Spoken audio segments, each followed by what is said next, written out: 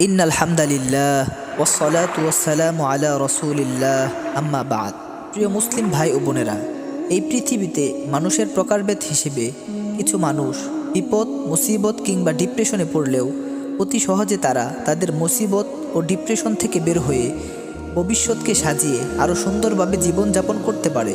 আবার কিছু মানুষ যারা সামান্য বিপদ ও ডিপ্রেশনে পড়েই ঘাবড়ে যায় এবং হীনমন্যতায় ভুগতে ভুগতে দুঃখ কষ্টের বেড়া জালে আঁকড়ে যায়। এই দুই প্রকার মানুষের মাঝে ব্যবধানের কারণ হচ্ছে চিন্তা ভাবনা, অর্থাৎ সঠিক চিন্তা ভাবনা না থাকার ফলে এই পার্থক্যটা হয়ে থাকে। আজ আমরা সেই সুস্থ চিন্তা ভাবনার একটি টপিক নিয়ে আলোচনা করব ইনশাআল্লাহ।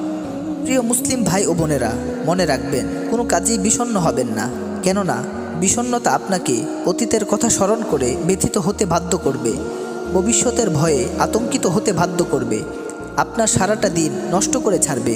বিষণ্ণ হবেন না, কারণ বিষণ্ণতা মনকে সংকীর্ণ করে, চেহারাকে সংকুচিত করে। বিষণ্ণতার কারণে মনোবল ভেঙে যায়, আশা আকাঙ্ক্ষা দূর হয়ে যায়। মনোক্ষুণ্ণ হবেন না, কেননা আপনার মনোক্ষুণ্ণতায় আপনার শত্রুরা খুশি হবে, আপনার বন্ধুরা ক্রুদ্ধ হবে, হিংসুকরা ফুর্তি করবে, আপনার বাস্তবতা পরিবর্তন হয়ে যাবে। বিষণ্ণ হবেন না, কারণ বিষণ্ণতা তকদিরের ফাইসালার সঙ্গে টক্কর লাগানোর নামান্তর।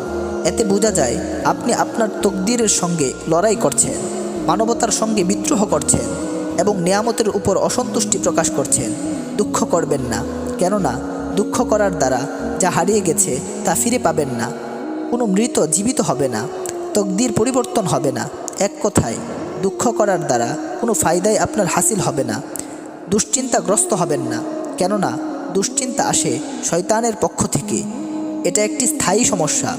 দুশ্চিন্তার ফলে দারিদ্র্য ও স্থায়ী হতাশা আপনাকে ঘিরে ধরবে। দুশ্চিন্তা আপনাকে নিশ্চিত পরাজয়ের শিকার বানিয়ে ছাড়বে। আল্লাহ তাআলা পবিত্র কুরআনুল কারীম ইরশাদ করেছেন, হে নবী, আমি কি তোমার কল্যাণে তোমার বক্ষকে প্রশস্ত করে দিইনি? আমি লাঘব করেছি তোমার বোঝা, যা ছিল তোমার জন্য অতিশয় দুঃসহ। আমি সুউচ্চ করেছি তোমার আলোচনা।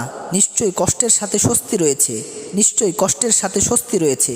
অতএব যখন অবসর পাও তখন একান্তে ইবাদত করো এবং তোমার পালনকর্তার প্রতি মনোনিবেশ করো।